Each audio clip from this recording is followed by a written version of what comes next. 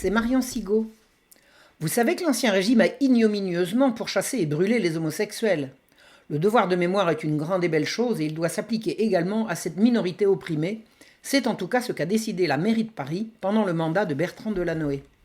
En mai 2011, le Conseil de Paris délibéra sur un vœu proposé par le groupe communiste et les élus du parti de gauche relatif à un hommage qu'il proposait de rendre à deux hommes, Bruno Lenoir et Jean Diot.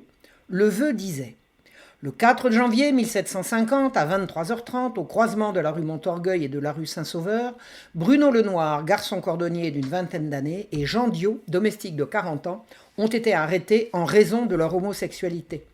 Emprisonnés à la prison du Châtelet, leur procès et son verdict témoignent de l'acharnement judiciaire auquel étaient confrontés les homosexuels français du siècle des Lumières. Bruno Lenoir et Jean Diot sont donc brûlés vifs publiquement le 6 juillet à 17h pour le seul crime d'homosexualité. Il s'agit du dernier couple exécuté en France pour cette raison. La discussion fut animée et chacun de renchérir sur l'acharnement et les horreurs qu'on subissait alors pour le seul délit d'homosexualité, et de rappeler l'indispensable devoir de lutter contre l'homophobie quotidienne, sourde, pernicieuse et destructrice. Le Conseil de Paris, à l'unanimité, vota pour. Il tint parole et offrit aux deux victimes une plaque qui fut inaugurée par Anne Hidalgo, l'actuelle maire de Paris, le 18 octobre 2014. La plaque reprenait en les résumant les termes du vœu.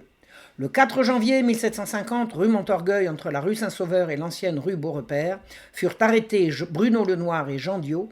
Condamnés pour homosexualité, ils furent brûlés en place de Grève le 6 juillet 1750. Ce fut la dernière exécution pour homosexualité en France. Anne Hidalgo découvrit la plaque sous les applaudissements nourris de tout Paris, bon chic, bon genre. Nous ne pouvons pas oublier la souffrance que subirent ceux qui n'avaient pas commis d'autre crime que celui de s'aimer. Le crime d'aimer. On n'en finira donc jamais de découvrir les crimes de l'Ancien Régime. La mort sur le bûcher est infamante et atroce, et elle s'appliqua là à deux hommes qui ne commirent d'autre crime que d'être homosexuels. Quelle horreur! Mon Dieu, quelle horreur! Et si nous remettions les pendules à l'heure? Il se trouve que j'ai justement particulièrement étudié la période concernée et que le supplice de Diot et Lenoir ne m'avait pas échappé.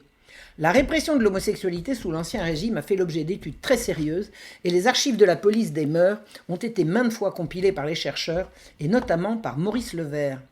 On en sait suffisamment pour assurer que le terme d'acharnement contre les homosexuels est parfaitement impropre et que les termes employés pour qualifier le sort de Diot et Lenoir le sont également. Pour commencer, leur arrestation ne se fit pas en raison de ce qu'ils étaient, deux homosexuels, mais de ce qu'ils faisaient. Ils se sodomisaient. En pleine rue. En pleine nuit, d'accord, mais en pleine rue. C'est-à-dire en public. C'était ça le délit, et pas autre chose. Les qualifiés de couple est également faux. Diot et Lenoir venaient de se rencontrer, et leur affaire a toutes les caractéristiques d'un plan sexe sauvage, tu veux, je veux, affaire conclue. C'est ça l'amour ? Parler de traque des homosexuels dans le Paris du XVIIIe siècle est un contresens. D'après les archives de la police des mœurs, sur une population de 650 000 habitants, Paris comptait environ 20 000 sodomites surveillés d'aussi près que l'étaient les prostituées. Les sodomites n'étaient recherchés que dans les lieux publics et on les relâchait aussitôt après une mercuriale. Leur vie privée restait privée. La police se servait des uns et des autres pour savoir qui faisait quoi et faire des fiches. Ces fiches sont disponibles aux chercheurs. J'en ai compulsé quelques-unes. Sur ces 20 000 sodomites recensés, 7 furent exécutés en tout et pour tout dans tout le siècle. Seuls 2 d'entre eux ne le furent que pour sodomie. Ce sont Diot et Lenoir, tous les autres l'ont été pour autre chose de bien plus grave. Alors pourquoi ces deux-là ? Ils ont été arrêtés pendant la période où la police enlevait des enfants aux Parisiens sous divers prétextes d'ordre public. Des émeutes de plus en plus violentes ont mis Paris en état de siège. La rumeur disait qu'on enlevait ces enfants pour les livrer à des pervers. Le Parlement de Paris a mené le procès de 3 émeutiers qu'elle a condamnés à mort à l'indignation générale. Il n'était pas possible, dans le même temps, de faire grâce à Diot et Lenoir, dont l'exécution a frappé le public de stupeur. C'était tout à fait inhabituel, inattendu et incongru. Précisons qu'ils ont été brûlés morts et pas vifs. La nuance est de taille. On a exécuté les 2 sodomites pour avoir le loisir d'exécuter les 3 émeutiers. Ces émeutiers s'étaient levés pour défendre les enfants du peuple. Quelqu'un a-t-il suggéré au Conseil de Paris de leur dédier une plaque commémorative ? Si l'envie leur en prend, voici leurs noms. Lebeau, Charvat et Urbain. Urbain avait 17 ans.